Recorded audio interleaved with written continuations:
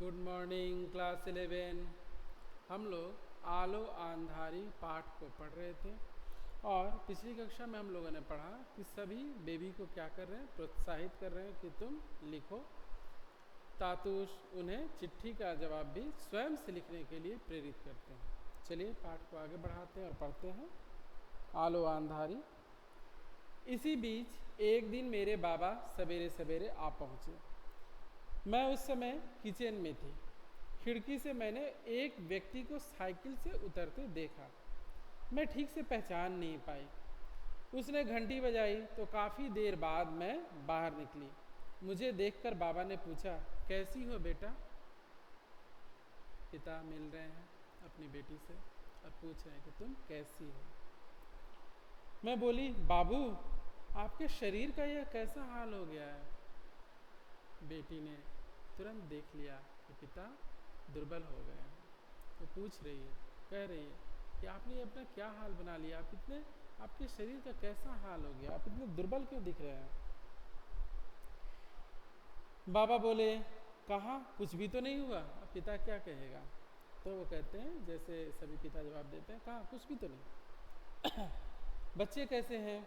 मैंने कहा, ठीक है, सब ठीक है, स्कूल गए हैं। मैं तातूस के पास दौड़ी गई और बताया, मेरे बाबा आए हैं। तातूस बोले, उन्हें घर में बिठाओ, अपने बाबा के लिए कुछ खाना वाना तैयार करो। बाबा को मैं अपने कमरे में ले गई और पूछा, चाय बनाऊं? वो बोले, नहीं रहने दो। इतनी गर्मी में चाय? मैंने जल्दी से एक गिलास शरबत बनाकर उन्हें दिया। गिलास हाथ में लिए वो बोले, तू भी थोड़ा ले बेटा। पिता पुत्री का प्रेम है।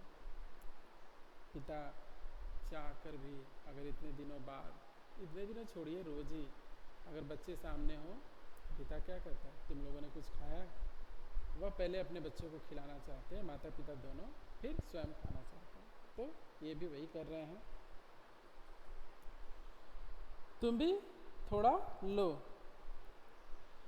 मैंने कहा, नहीं बाबू, मैंने अभी अभी चाय पी है।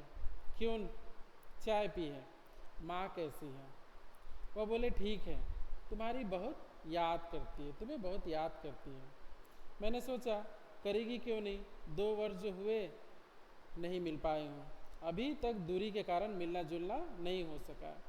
अभी 1 दिन के लिए वहाँ चली जाऊँ तो शायद वही झगड़े फिर शुरू हो जाए। मैं अब और वह सब भोगने को तैयार नहीं हूँ।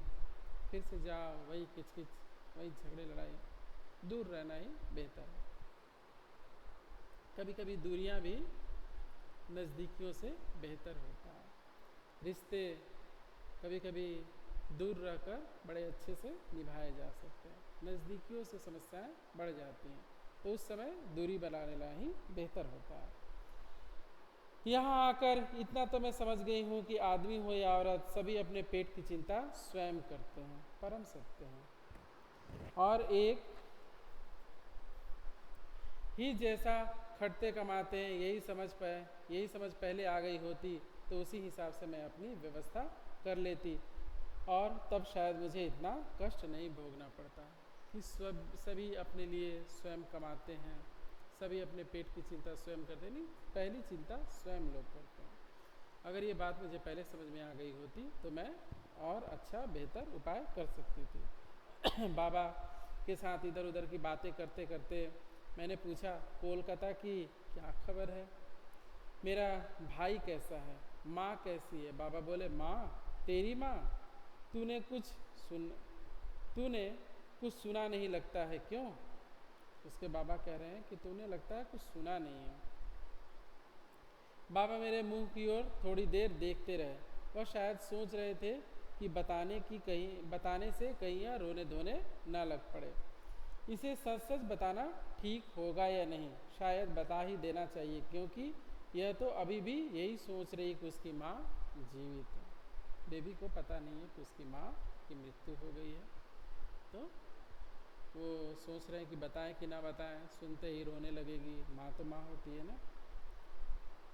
ऐसे में ना बताना तो भूल होगी, बाबा शायद यही सोच रहे थे।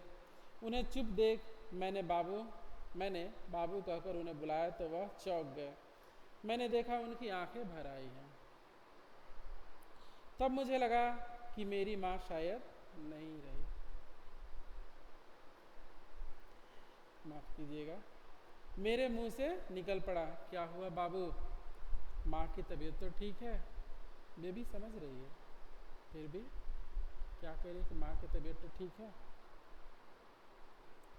बाबा रुद्ध गले से बोले, तेरी माँ तो 6-7 माह पहले ही इस दुनिया को छोड़कर चली गई। तेरी माँ नहीं है। क्यों? तेरा दादा तो वहाँ गया था। उसने तुझे नहीं बताया? तेरा दादा तो पहले यहीं रहता था, वो भी तो गया था उसकी मृत्यु पर, उसने तुझे नहीं बताया? मैं बोली, नहीं तो मुझे किसी ने नहीं बताया। मैं थोड़ी देर बाबा के सामने सिसक सिसक कर रोती रही, और मैं कर भी क्या सकती थी, कुछ करने को तो था नहीं। तो बेबी कह रही कि मैं कुछ कर भी तो नहीं सकती थी, और रोती रही। एक बार सुना था कि अस्पताल में भर्ती है, मुझे लगता है तभी उनकी मृत्यु हो गई थी। उसके बाद उनकी कोई खबर नहीं मिली। भाभी को सारी जानकारी रहती है, लेकिन मुझे कोई कुछ नहीं बताता। भाभी और भाइयों से रिश्ता उतना अच्छा नहीं है, ये उनकी बातों से स्पष्ट पता चलता है। तो भाभी को ये सब बातें पता थी, लेकिन उसने भी मुझे कुछ नहीं बताया। मेरे दादा, बौदी, भाई कोई बहुत दूर तो रहते नहीं थे। रिक्शे में 10 रुपया भाड़ा लगता। फिर भी कोई एक बार भी मुझे बताने नहीं आया। किसी ने भी बताने की जहमत नहीं उठाई कि तुम्हारी माँ की मृत्यु हो गई है, चलकर देख लो। बीच में मैं कई बार वहाँ गई थी, लेकिन तब भी किसी ने कुछ नहीं बताया। मैं हर समय सोचती रहती कि जैसे भी हो एक बार माँ के पास ज़रूर जाऊँगी। इतने दिन यही सोचती आ रही थी, और अब सुनने को मिला मेरी माँ हम लोगों को छोड़कर चली गई। मुझे पता चला कि माँ अब अस्पताल में भर्ती थी। तब मेरे छोटे भाई ने बाबा के पास जाकर उसने कहा था कि वह उन्हें माँ से मिलने ले जाएगा। बाबा नहीं गए। वह क्यों जाते? उन्हें जाने की दरकार ही क्या थी? उन्हें किस चीज़ का भाव था? बाबा का जाना उचित होता। मुझे लगता है वह जानते थे कि माँ नहीं बचेगी, फिर भी नहीं गए। मेरे भाई को वैसे ही घूम फिर कर लौट आना पड़ा। मेरे ख्याल से बाबा ने भूल की। अंतिम भेंट की तरह एक बार माँ को देखा सकते थे, लेकिन नहीं गए। यह उनकी सबसे बड़ी भूल थी। माँ का क्रियाकर्म मेरे भाई को अकेले ही करना पड़ा। दादा लोगों को भी काफ़ी बाद में पता चला, और मुझे तो अभी अभी पता चला। ये उनके परिवार की अंदरूनी बातें हैं कि किस तरीके से उनका अपने परिवार वालों के साथ संबंध था। ये सारी बातें हमें स्पष्ट देखने को मिल रही हैं। मिलते हैं अगली कक्षा में और पढ़ते हैं आलो अंधारी का आगे का भाग।